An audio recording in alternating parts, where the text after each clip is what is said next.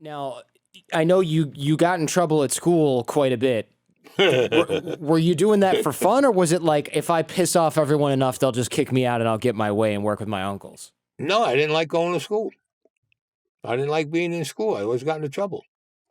For one reason or another, I don't understand why, but I always got in trouble for some reason. Trouble always found me when I was in school.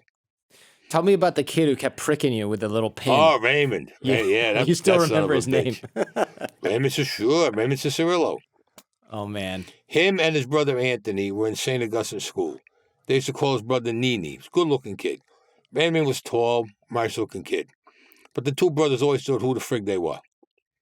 So he's sitting behind me in class, and he was sticking me with a pin. And Sister Ann Michelle was my nun, and she didn't like me.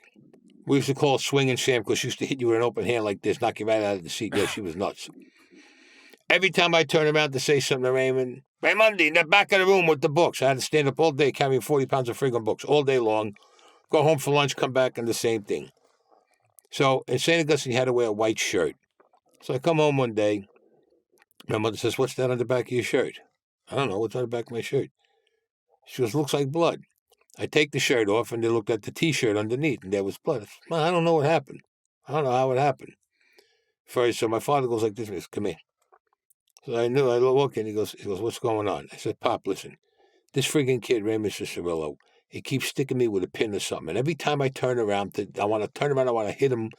She turns around, Raymundi, in the back of the school, in the back of the classroom, carry all the books. My father says, he goes, yeah, he goes, go clean up. He says, no, I want to see us. All right. I go clean up after school, I come back, gives me a pocket knife about this big. He goes, next time he sticks you with a pin, and I'll tell you my father's exact words. He goes, stab him in the fucking eye with this knife. I looked at my father. He says, don't worry about getting in trouble. Don't worry about Sister Ann Michelle. He goes, you stab him in his eye. He goes, I don't care what they do. That's okay. I had the knife for me. Sure enough, next day, Raymond with the pin. I said, Raymond, stop. I opened up the knife. He put his arm across. I stuck him right here, and I ripped open his whole arm. Sister Ann Michelle almost took about 10 heart attacks. The blood shot all over blood all over the place. They had to wrap his arm to stop him from bleeding. This guy had, I think, like about 70, 80, 90 stitches he had going down his arm. Oh, my God. P.S. Cops come. They grab me. Okay. My father and my uncles go up to the precinct. I walk out. Mm-hmm. That's it. Next day, I'm back in school. Sister Ann Michelle looked at me, but I'll tell you one thing. I never stood in the back of the class no more with books.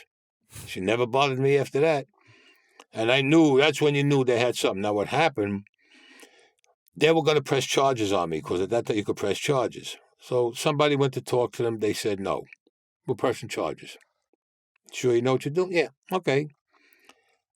My cousin Mac, my Uncle Sal, my father was outside. Yeah, my father was there.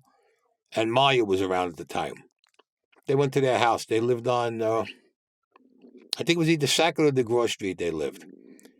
Knocking on the door, no answer, they kicked the door in. They were sitting down having dinner. They walked in. My uncle put the gun down the father's throat. Turned around and told him, you press charges, we come back and kill your whole family. Oof. Drop the charges, don't press no charges, go about living your life.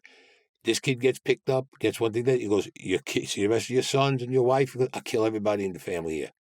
End of story, and they walked out. Next day, I get a call, go back to the precinct, charges are dropped. Okay. I went back to school. Raymond, I saw the brother Anthony. He kept away from me. He seriously kept away from me. And then when Raymond came out of the hospital, he was able to go back to school. They had him, I was in the front, and they had him sitting on the other side all the way in the back. Because I told him, I said, next time you do it, I said, I'll stab you in the eye with a pencil, I told him. I says, the guy's sticking you in the same spot all the time with a pin. Now, for nothing, I don't care how big, how small you are. Do that all day long, and you see what happens. He's just lucky, let's put it that way. That's all he got. I mean, I think even today, that's like a cheap lesson. I mean, it sounds like he had a nasty gash on his arm, and obviously his parents got really scared. Oh, no, this was no gash. His arm was ripped open. Yeah. This was no gash. This was ripped open. 70 stitches is ripped open. I mean, if I'm stabbing somebody, I feel like you deserve to get your ass kicked. I mean, maybe, look, I'm sure legally, it's obviously not the same. Legally, it's an overreaction, but I mean, I nowadays don't you're think lucky so. you don't get killed for doing something horrible like that, stabbing somebody with a pen. I mean, it's Yeah. you gotta. I don't know what that kid was thinking, and did Well, he he? thought who the hell he was, him and his brother. They thought they were two tough guys because they were two brothers in the school together. They Got thought it. they were tough guys. Yikes! I mean, that's terrifying. Did you end up graduating from high school or did you leave school early? I graduated grammar school. No, high school I didn't graduate from. Do you ever see those guys around? I mean, they probably grew up in the same area as you. No, never. No, they moved out. The Cicerillos moved away. Oh, okay. Yeah. Yeah, they moved away.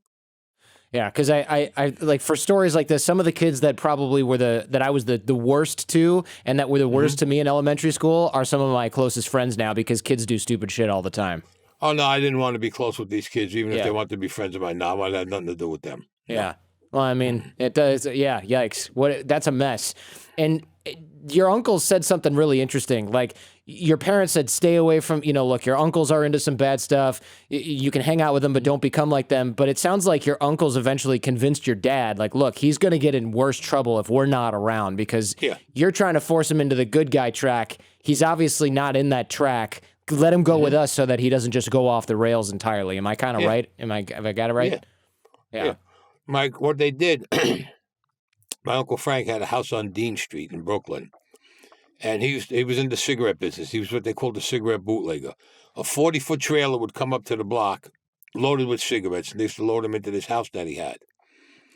So I kept getting into trouble. So my father and my Uncle Sal and my Uncle Frank, they took me to the house on Dean Street. And they says, you're going to see Cousin Mac. I said, okay. So I walk in, I see Mac. Hey, Cousin Mac, wait a minute. He cracked me across the side of my face. I thought my head was spinning like a friggin' top. Pulled out a gun, and he goes to me, well, do you think you could do this? He put the gun, he went to put it in my mouth halfway down. He said, you think you could kill somebody? And so on. He went on a tirade with this. I told him, if I can't be like you guys, you might as well pull the trigger. This is what I want to do. He hit me again after that. He went outside the room. He spoke with my father, my uncles, and they says, put him with him. He said, because if I would have went with another family or another crew of guys or whatever you want to call it, they said something could have happened to me. At least over here, I'm being watched. It's all family here. My cousin, uncles, everybody, we're all family over here. We watch out for each other. And that's how it started.